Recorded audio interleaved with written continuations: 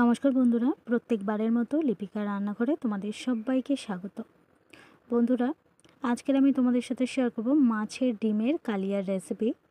আজকের আমার এই রেসিপি যদি দেখে তোমাদের ভালো লেগে থাকে তাহলে বন্ধুরা আমার রিকোয়েস্ট হলো, আমার যে সমস্ত নতুন বন্ধু আছো যারা আমার চ্যানেলে প্রথমে ভিডিও দেখছো, আমার চ্যানেলটাকে সাবস্ক্রাইব করে একটু আমার পাশে থাকবে, আমাকে একটু সাপোর্ট করবে এগিয়ে যাওয়ার জন্য। তো এই রেসিপিটা বানানোর জন্য দেখো এখানে আমি 200 গ্রাম মতো এখানে মাছের ডিম নিয়েছি। এটা রুই মাছের ডিম আছে।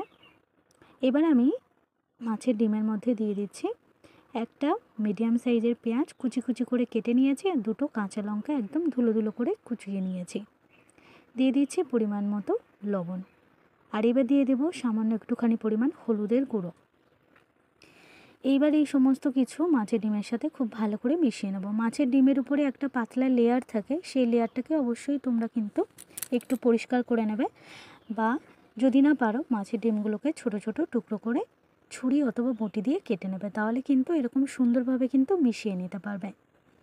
তো দেখো একদম এরকম সুন্দরভাবে মিশিয়ে নিতে হবে মাছের ডিমটা সব কিছুর সঙ্গে।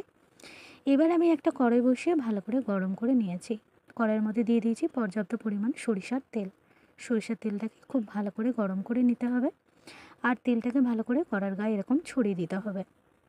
এইবার আমি ছোট ছোট করে বড়ার আকারে কিন্তু মাছের ডিমগুলোকে ভেজে নেব। তো আমি এই কাজটা হাত দিয়ে করছি, চামচ দিয়ে করতে গেলে একটু অসুবিধা হয়ে যায়, সেজন্য আমি হাত দিয়ে দিয়ে ছোট ছোট বড়ার আকারে মাছের ডিমগুলোকে ভেজে নিচ্ছি।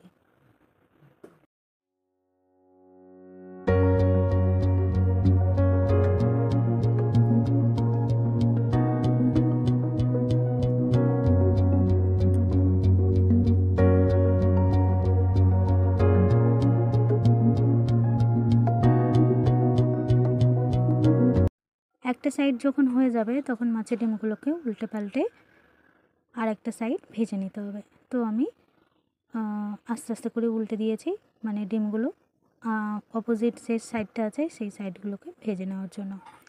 আর এই মাছের ডিমটা কিন্তু একটু বেশ কড়া করে ভাজতে হবে, নাহলে কিন্তু ভেতরটা কিন্তু কাঁচা থেকে যেতে পারে, আর খেতে কিন্তু একদমই ভালো লাগবে না।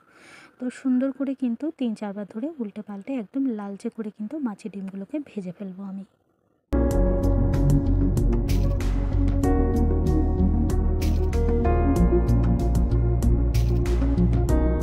তো বড়াগুলো ভেজে নেওয়া হয়ে গেছে। এবার আমি একটা থালার মধ্যে বড়াগুলোকে তুলে নিচ্ছি সবগুলো। এবার আমি এই কড়াইয়ের মধ্যে যতটুকু তেল আছে এর মধ্যে আরও একটু তেল দিয়ে দিচ্ছি, সামান্য পরিমাণে সরিষার তেল আর একটু বাড়িয়ে দিলাম। আর এবার আমি এর মধ্যে দিয়ে দেবো 1.5 টেবিল চামচ, মানে বাড়িতে যে নর্মাল যে চামচগুলো আমরা ব্যবহার করি সেই চামচের 1.5 টেবিল চামচ মধ্যে এখানে পেঁয়াজ বাটা আছে। পেঁয়াজটা বেটে দিলে কিন্তু এই ডিমের যে কালিয়াটা খেতে কিন্তু খুব ভালো লাগে। তো চেষ্টা করবে পেঁয়াজটাকে একটু বেটে দেওয়ার। এবার আমি দেখো ভালো করে পেঁয়াজটাকে তেলের মধ্যে কষিয়ে নিয়েছি। প্রায় 1 মিনিট মতো কষিয়ে নেওয়ার পর হাই ফ্লেমে এর মধ্যে দিয়ে দিলাম 1/2 টেবিল চামচের মতো, ওই চামচেরই 1/2 টেবিল চামচ মতো আদা রসুন বাটা। আদা রসুন বাটাটা কিন্তু একটু কমিয়ে দিয়েছি। আদা রসুন বাটাটাকে আবারও একটু ভালো করে কষিয়ে নিয়েছি প্রায় 30 সেকেন্ড মতো। এবার আমি এর মধ্যে দিয়ে দিচ্ছি সামান্য একটু হলুদ গুঁড়ো, পরিমাণ বুঝে লঙ্কার গুঁড়ো, একটু জিরার গুঁড়ো আর একটু ধনিয়া গুঁড়ো, আর দিয়ে দিচ্ছি সামান্য 1 চুটকি মতো চিনি। এতে কিন্তু মিষ্টি হবে না, কিন্তু খেতে খুব ভালো লাগবে স্বাদটা। সব কিছু ভালো করে মিশিয়ে নেওয়ার পর এর মধ্যে দিয়ে দিচ্ছি একটা বড় সাইজের টমেটো কুচি কুচি করে কেটে নিয়েছি, সেই টমেটো কুচিটা দিয়ে দিলাম। টমেটো কুচির একটু নাড়াচাড়া করে নেব। এবার আমি এর মধ্যে দিয়ে দেবো পরিমাণ মতো লবণ। এতে কি হবে, টমেটোটা কিন্তু একেবারে গলে যাবে খুব তাড়াতাড়ি। তো টমেটোর মধ্যে লবণটাও আমি দিয়ে দিলাম। লবণটাকে ভালো করে মিশিয়ে নিয়ে টমেটোটাকে আমি কিছুক্ষণ ধরে কষিয়ে নেব।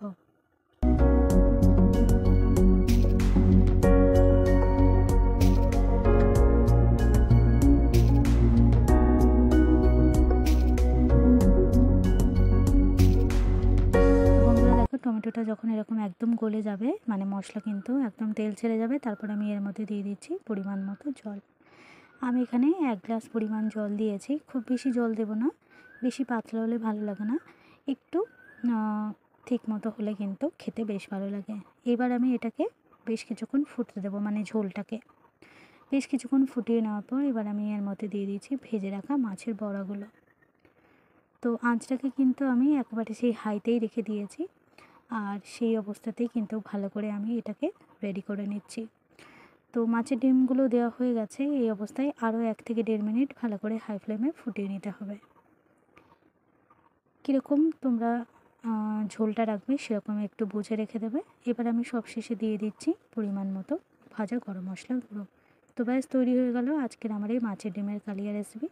রেসিপি ভালো লাগলে সবশেষে একটা ছোট্ট করে লাইক দেবে আর একটা কমেন্ট করবে। তো চলো আজ এই পর্যন্তই, সবাইকে